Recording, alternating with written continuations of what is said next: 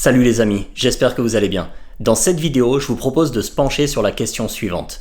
Quelle est la recette miracle des Tampa Bay Rays pour avoir autant de succès cette saison en 2026 ? Au moment où je filme cette vidéo, on se situe mi-mai 2026 et les Rays sont premiers de la AL East et un ratio assez incroyable à domicile. Les Rays ont déjà 2 matchs d'avance sur les Yankees et sont très loin tous les autres adversaires qu'il y a dans la AL East. Baltimore, Toronto, Boston, etc. Ce que je vous propose, c'est de se pencher sur qu'est-ce qui fait la recette miracle de cette franchise. On va tout d'abord jeter un œil à l'historique et au contexte récent, et puis ensuite regarder plus précisément, dans le contexte de cette année, analyser ensemble l'effectif, surtout le pitching, mais aussi des joueurs en attaque, ainsi que la dynamique d'équipe, pour comprendre qu'est-ce qui fait que les Rays, avec un payroll et une masse salariale si restreinte et si limitée, réussissent à avoir autant de succès. Je vous invite à mettre un like à la vidéo et à vous abonner à la chaîne si ce n'est pas encore fait, c'est grandement apprécié. Est-ce que vous êtes confortablement installé ? Alors c'est parti.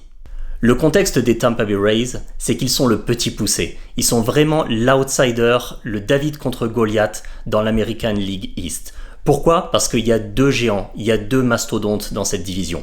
Historiquement, les New York Yankees et les Boston Red Sox, qui sont des équipes avec des grands effectifs, avec des masses salariales considérable, et les Rays, année après année, ils doivent se battre avec une masse salariale, un payroll qui fait partie des plus limités, des plus restreints de la ligue. Clairement, les propriétaires ont décidé de ne pas faire d'efforts, de ne pas investir massivement dans l'équipe, et que ce soit les Rays avec les Pirates de Pittsburgh, les Miami Marlins, ou encore par exemple les Cleveland Guardians, ces équipes sont celles avec les payrolls les plus faibles de la ligue. Par conséquent, au sein de la MLB, ça rend le fait de pouvoir être compétitif difficile.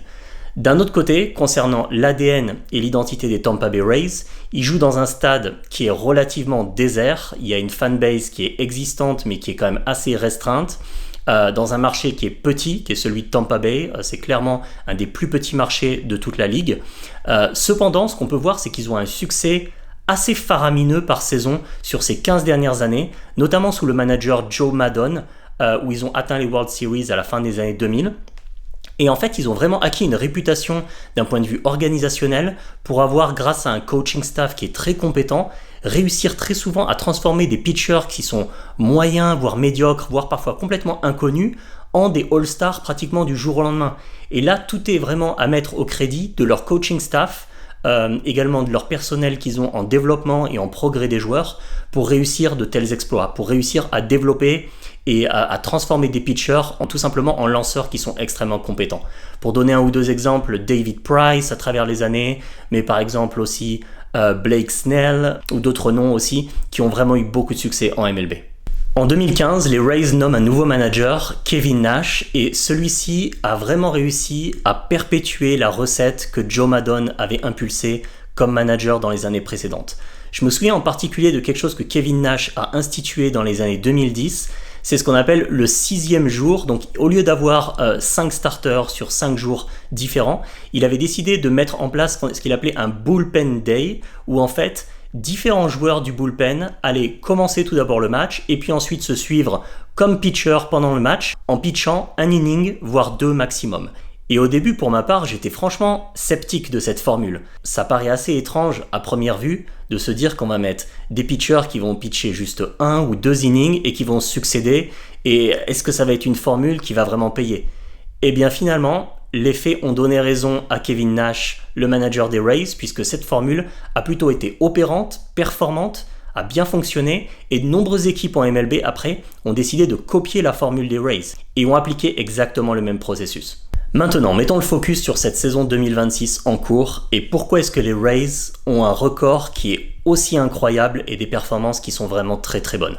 28 victoires pour 14 défaites au mois de mai, la franchise marche littéralement sur l'eau, avec une très bonne défense, avec très peu de runs encaissés et une excellente attaque. Et surtout une capacité de gagner aussi des matchs avec des scores assez serrés. Il y a 3 raisons pour lesquelles l'équipe performe aussi bien. La première, c'est tout d'abord le pitching. L'équipe a 2 pitchers en particulier, Nick Martinez qui est exceptionnel sur ce début de saison, mais aussi Shane McClanahan qui est de retour de plusieurs blessures. Et les 2 pitchent vraiment bien. D'un point de vue strikeout, surtout McClanahan, mais les 2 gardent leur ERA qui sont vraiment basses et ils contribuent largement au succès de l'équipe. Ensuite, il est important de regarder l'attaque. Ils ont un joueur, les Rays, qui est vraiment excellent, qui est leur franchise player actuellement, qui est Junior Caminero. Il joue généralement third base et c'est un joueur qui est vraiment cette batte puissante au milieu du line-up, qui vraiment de manière crédible, qui peut apporter 35 à 40 home runs par saison, qui a un rate en hard hit, donc en contact puissant sur la balle, qui est très élevé, qui a également une vitesse de swing qui est très élevée aussi, qui fait partie vraiment des meilleurs de la ligue, et très souvent, il hit des home runs, il fait rentrer des RBI et des runs pour l'équipe, et il est vraiment un joueur critique et crucial au succès des Rays. D'ailleurs, sa défense est considérée comme plutôt moyenne actuellement en termes de performance globale, bien qu'il ait un bras très fort. Et pour ma part, j'ai vu des matchs où il jouait, des matchs des Rays, et je dois dire que sa performance d'ensemble en attaque comme en défense, parfois est assez époustouflante. Le deuxième joueur en attaque qui porte les Rays, c'est Chandler Simpson, leur left fielder. C'est un joueur qui est très rapide, qui en ce début de saison aussi a un excellent average, qui réussit à avoir une très bonne moyenne à la batte aux alentours de 30%, donc de 300 comme on l'appelle aux États-Unis, et aussi qui fait partie des league leaders pour les bases volées, pour les stolen bases. Et ça c'est vraiment très important pour l'équipe parce que ça assure que tout d'abord, ils ont une présence sur les bases, mais en plus de ça, ils réussissent à avoir une vraie menace pour la défense adverse et pour le pitching adverse, avec des taux de conversion sur les bases qui sont volées qui sont importantes. Et ça représente vraiment une menace forte pour tous leurs adversaires. Donc en attaque, on a vraiment ces deux joueurs qui sont vraiment des pierres angulaires de l'attaque et vraiment des dynamos en fait pour l'offense des Tampa Bay Rays en Junior Caminero et Chandler Simpson qui sont vraiment très importants. Tous les autres joueurs en attaque réussissent aussi un bon début de saison.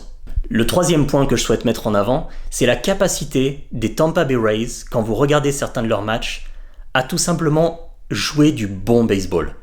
Du baseball qui est fondamentalement sain et de qualité.